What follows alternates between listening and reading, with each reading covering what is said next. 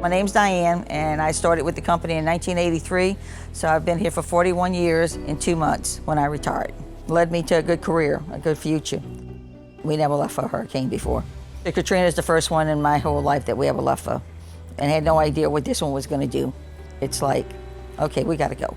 So we packed up and we left, me, my kids, my mom and all. We ended up in Lafayette area. Okay, we packed a pair of pajamas and a couple of outfits, and we'd be back home in a couple of days, and we wasn't, you know. How I got connected with the Home Fund was because if we was displaced, they was giving you X amount of dollars to help pay for hotel rooms, gas, food, different things like that to survive for the 2 weeks we was out.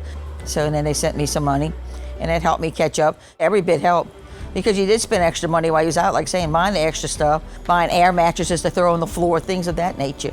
It was a great help, because even though when you come back to work, it takes a while still to get back on your feet from being out. And it's like a big family. We all support each other.